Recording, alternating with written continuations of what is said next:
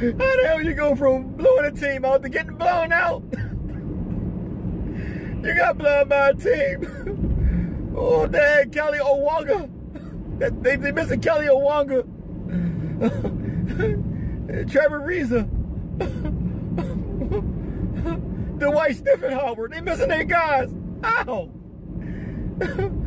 If they didn't have Doc Rivers, then we still lost. Freak. Oh man. We need to package King Henry and Lonzo Balls.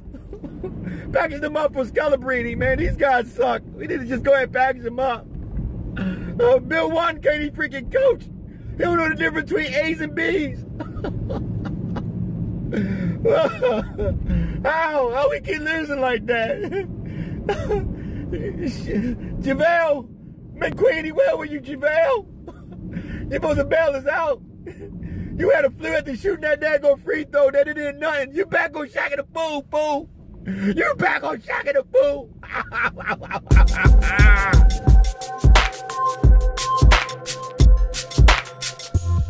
What's up, people? It's your man Urban Lover coming live and direct from your mama's basement. No other basement. Matter of fact, I want you guys to hold on while I go get me something to drink, because I really need to hit this one, and I mean hard.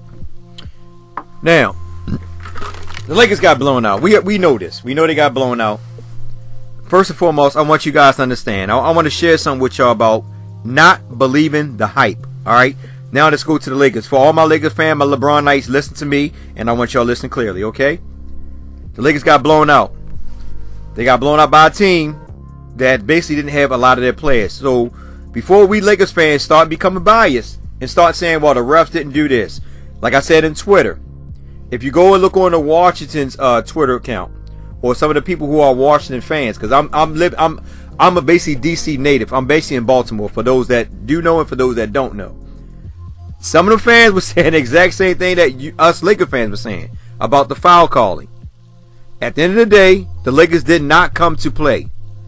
The Lakers, this is what I'll keep telling you guys. The Lakers have to take every game as a game they must, like a must-win game. Like their back is to the wall type of win game. You cannot sit around and just stagger along. Well, we're going to win this one here, but we're going to just not show up this one. We're going to win two here, not show up this one. We cannot do that. And the reason why I'm saying that, because right now the Lakers are sitting in fourth place. The West is so deep, it's ridiculous. The Lakers are really 2.5 games out of first place. 2.5 games. So there's nothing to be frantic about. There's no reason for us to start crying, trade this player, get rid of this player, this and that. The only thing I say at the end of the day is this. You see how important it is for the Lakers to have a big man in the middle. How important it is when we lose somebody like JaVale McGee for a day of the flu, and I hope the brother get well, that the Lakers are so vulnerable on defense. But see, I be telling you guys that, but y'all be keep telling, oh, the Lakers play good defense. Listen, at the end of the day, JaVale McGee and Tyson Chandler, really JaVale McGee, it basically smashed that quick switching defense. It masked it, because here's the thing. When you got a good center like JaVale McGee, because JaVale McGee is not a type of center that you're going to throw the ball down and he's going to give you 25 points. Let's be real. But he's a guy that's going to alter your shot when the opponent is coming to the basket to attack on offense. He's going to make them rethink about trying to score on them. He's going to try to contest every shot.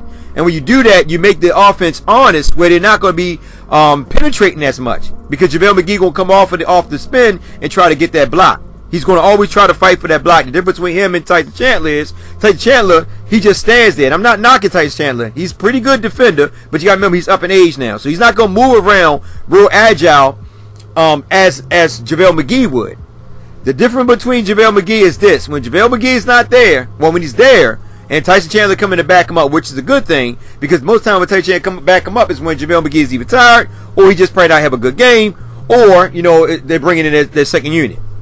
When JaVale McGee is there, it allows the Lakers to play much more physical on the perimeter.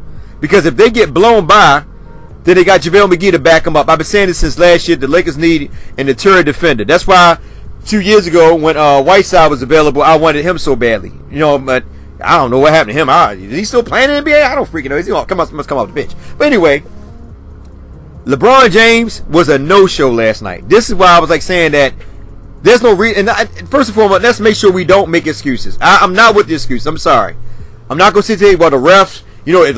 Bad calls on the ref, or what else? What other things been saying? They played back to back. All that to me is excuses. All right. The greats during the NBA season back in the 80s and 90s, yeah, the ref always will pick and choose who's going to be that. We're going to be the outcome of the game. We know this, but you can still play through it. Did the Philadelphia Eagles, did they complain when the ref was getting all the calls to the Patriots in the Super Bowl? No, they just went on and spanked them. What I'm saying today, you cannot let the refs get into you mentally to the point where you check out. They done did this every time. They did it in Houston. They did the same thing in this game. You can't keep checking out every time the refs are not giving calls your way. Let's be honest. LeBron James was known as the flopman too. He would do things that sometimes where a player wouldn't hit him, he would act like a player hit him. Let's be honest. He's not guilt. He's not of guilt as much as Chris Paul in him. He does the exact same thing. You know what I mean? If y'all don't believe me, go on YouTube and just pull up all the LeBron fake flops and all that. He used to do the same thing. So let's not start acting like, oh, well, because now LeBron's on our team, that we're going to forget about all the things he did when he was with Cleveland and with Miami and all them. You know what I mean? Let's be honest. Chris Paul and all of them been doing that.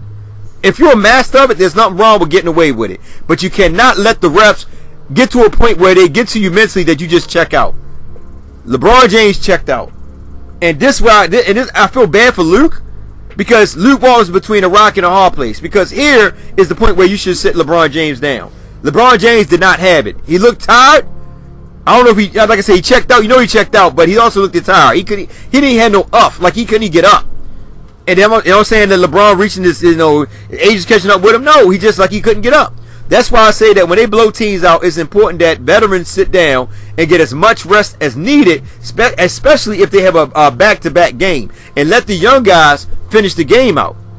This game right here, when LeBron James didn't have it, LeBron James, I know Luke Walton is not going to go against LeBron James' wishes. He's going to put LeBron James back in. But when LeBron James didn't have it, LeBron James should have took it upon himself to be humble and say, you know what, I'm going to go ahead and check out because I don't have it tonight, coach. I'm going to go ahead and let the young guys run it. Because here's the thing. Kuzma was actually having a good game. Yeah, oh yeah. Kuzma having a good game. For those that don't pay attention, he had a pretty good game. Me personally, I once again, Lou Walton with that small ball rotation. It's like as soon as JaVale McGee went down, this guy started pouring out a pot of stew and started eating it real heavy. Yeah, I finally get to run this small ball. He went right back to the same dilemma that's been killing us all year. After JaVale McGee goes to the bench, he runs that small ball. Freaking Washington just look. If you notice, I'm not saying Ty Chandler's the best player on the field because we understand that he only played 20 minutes. You got to think about it, he only played 20 minutes. So if he only played 20 minutes, that means they run a lot of small ball. Keep that in mind. Once they went small, that's when John Wall went off. They had no man in the middle to basically counter when John Wall was attacking the basket. You know what I mean? He was attacking the basket, and that's the thing that really upset me is that Luke Walton should acknowledge this. But instead, you continue to just watch the score go up and up and up. You don't even call timeout. Listen, I know Zubac might not have been the best this year or whatever it may be, but be honest with you, I would at least put him in. I'd have brought him in, and I definitely got Mo Wagner more playing time. I'd have brought both of them in just to counter some of that attacking in the basket. I probably would have brought Zubac in only because at the end of the day, I think Zubac would probably play a little bit better. As in like attack, trying to alter some shots. And I actually would have started. I would have brought Zubac in, and I would just went on and dealt with it. But instead, he didn't do that. Instead, he went with that small ball, and it just started falling apart. That small ball fell apart for him. Like I said, LeBron James, I don't know if this probably, he had 13 points. He didn't do nothing. 6 rebounds, 3 assists. He checked out. And you can't keep having your star player check out like that, man. You checking out like that, and all the guys still playing hard, and you checking out. That's not a good look. And I don't want to keep comparing him to Kobe, but Kobe wouldn't check out. Well, then again, he did check out too. He checked out against that game in OKC when he had Lamar Odoms and Caron Butler and all them guys when he checked out. Was it OKC? It might have been Phoenix. I think it was Phoenix. He checked out. So I'm not going to say that. I'm not even going to be biased like that. That's some bias. This is what I did. Caldwell Pope had a good game. Caldwell Pope wanted it. I would have brought Caldwell Pope in. And for the people that keep saying that I want Caldwell Pope traded, yeah, I feel that he need to be traded because we got too many guards. It just makes sense. You know what I mean? If you got too many guards, there's not enough room. Because when you think about it, when Brandon Ingram and Rondo come back, all their minutes going to diminish. McCallum, you might only see him that much no more. He probably get 10 minutes, so he gonna be dipping into Caldwell Pope time. Because Lou Walt, once again, once somebody go out, he doesn't know how to rotate his players in and out. Sometimes when players don't have it, you got to sit them down. I don't care who they are. You got to sit them down. The whole point is about winning games, not just sitting there letting teams beat the crap out of us. There's no excuse. I know people say, well, you know, we didn't have Brandon Ingram, we didn't have JaVale McGee, we didn't have Rondo. Okay, but we didn't have Brandon and Rondo when we won a couple of them games. Okay, we missed JaVale McGee. All right, well, you substitute. You bring Zubac in. You let Zubac start, or let Chandler start, and bring Zubac in after him. If that's what's been winning for us, interior defender, then you put somebody with height into the game to help them. Because at the end of the day, our perimeter defense is not that bad, even though we got beat this time. Lonzo Ball was getting killed. Josh Hart was getting killed. I mean, they all was getting killed. John Wall was just having to wave with him. And that's the thing y'all gotta understand too. John Wall. Yeah, John Wall. What did I say? John Wall is good. And I know a lot of people sleep on John Wall, but John Wall is good. But like I said today, one of their key players wasn't there. Ariza wasn't there. I'm not gonna say too much about Rivers, but they key player wasn't here. They didn't even have Dwight Howard. He been in and out. You know, going in and out. I don't know what's up with him. But anyway, they didn't have all their players. Only we missing is Rondo, Brandon Ingram, and JaVale McGee. And we can't keep making these excuses. We can't keep making them. Like I said today, LeBron James checked out. Kuzma had a good game. Didn't have a good game behind the three-point arc, but he still had a good game. He was 9 for 15, 6 rebounds, 3 assists. He did have 6 turnovers, but still had a good game, 20 points. And that was about it. Him and freaking KCP. Stevenson had a good game, you know, but that was like towards the end. And they were Wagner towards the end. But I would, like I said today, is that I would never went to that small ball lineup. That small ball lineup does not work for this team. It just doesn't work, because if you're going to run that small ball lineup, I got to say it over and over again, somebody like LeBron James have to play center. You can't have Kuzma playing center. When you start doing that, that's when the Lakers defense look terrible. And that's what basically happened. When you start doing that dumb stuff, putting them at center and all that, and we start getting beat and all that, you got to start making changes on your rotation. You can't just keep sitting there and letting your team keep getting beat like that and don't say nothing and just let them go up by 10 points. Then call a timeout. Before that, when the Lakers would go down, when the team would make a foul, in the last couple games when we were winning, or in the games when the Lakers, when its opponents were making like a 8-0 run or whatever it may be, or even 5-0 run, Lou Walt will call timeout to get the guy's head back in the game. But this game, not this game, man. We ain't no way to worry about us got beat this bad, man. And like I said, I know a lot of y'all want to say the ref this, ref that. I'm not gonna keep making excuses for that, man. You gotta play through it, regardless of the ref making bad calls or not. As a team, you getting paid to play the game. Simply put, you got to play through it. You can't let the ref mentally check you out. You know what I'm saying? These are men. These are not freaking. Oh, I don't want to see that. But at the end of the day, you know, listen. You can't let the freaking league, the referees mentally check you out. It just can't happen. And my last thing I want to say is, first and foremost, and I want to address some things. And y'all know me when it comes to rumors. Now, the information about Brandon Ingram being traded to Jimmy Butler and all that. How true it is, we don't know. That's only what a source said. Alright? We don't know if it really came from the Lakers camp. A lot of things that's coming out about Brandon Ingram. Don't believe all that hype stuff. I'm going to tell you right now. Don't believe it. Alright? What y'all fail to realize, the Lakers do miss Brandon Ingram. Brandon Ingram, if you look at his defense, Brandon Ingram played pretty good defense. His long arms and all that. Brandon Ingram is a young player and developed. Alright? They're going to work with Brandon Ingram. Don't believe the hype that we're going to trade Brandon Ingram for AD at the end of the season. AD got to want out of his contract. He got to want to be traded in order for this to take place. This guy still like they got like 3 years left on his contract. I think it's 3 or 4 years, something like that. So he got to want to be traded in order for them to make the move. And they really don't have to trade him unless he starts sitting down and being fine and all that and become like what Kawhi Leonard did. Then they can make, then it's okay, well, let's go ahead and trade him. But that's not going to happen, because you got to understand, in order for AD to be traded, the Lakers had to give up a lot of players. Yeah, a lot of players just to get AD. It makes more sense to wait till the free agency come at the end of the season, where you have a much bigger pool of guys to pull from without giving up nobody. And LeBron James know this. He even said himself, he said, I remember when I came here, I had to remember that I bore in to the point of being patient while we build a team around me and the young players. The whole point of LeBron, like LeBron James said, the whole point of me coming here was also to help mentor the young players. LeBron James already won 3 championships. He don't really have to do nothing else. His name is already solidified in the Hall of Fame. You know, when you hear conversation 10, 15 years from now, in the Jordan conversation, you're going to hear LeBron James' name in it. So he don't have to do nothing else. Yes, the Lakers don't have to make a move, because what people fail to realize, LeBron James bought into a 4-year deal with the Lakers. He didn't do that with Cleveland. He signed 1 year. When he signed 1 year with Cleveland, Cleveland was at his mercy. This is the main reason why they went out and got Kevin Love and all of other guys, because they were at LeBron's mercy. Here is a different story.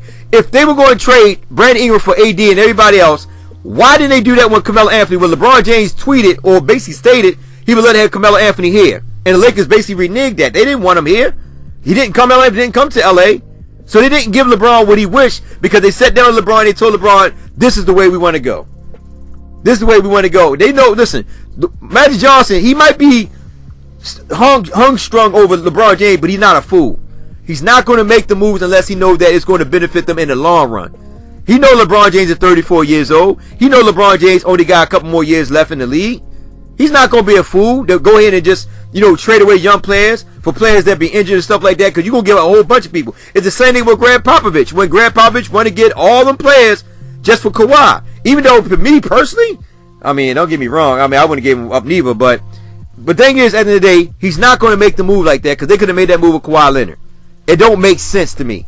So you mean to tell me that we just ignore the Kawhi Leonard move and just go after the AD move? It don't make sense to me.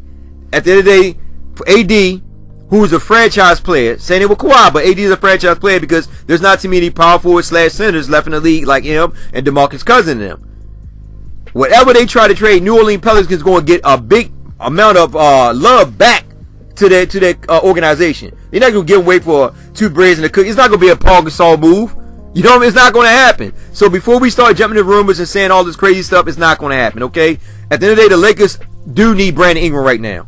Brandon Ingram brings a lot to the table. Yeah, he's ISO king, but he's going to learn eventually how to play with LeBron James. We got to be patient with him. The same thing I said to y'all about me, y'all being patient with Kuzma, is the same way I said that y'all got to be patient with Brandon Ingram. Last year, people said Kuzma had no defense. Now, this year, Kuzma got defense. Now, people being quiet. Brandon Ingram, every year, his stats are going up besides this year because he's playing behind LeBron James, who demands the ball more. That's why I say Brandon need to come off the bench, because at the end of the day, he's an ISO player as well as LeBron James until he learns how to play in the flow with LeBron James, where when LeBron James bring the ball down, he can catch and shoot and stuff like that. And I'm not saying he doesn't or he can't. It's just that he got to build confidence in his shots. Once he builds confidence in his shots, then he can play off of LeBron James. He did it last year with Lonzo Ball. A lot of y'all fail to realize that.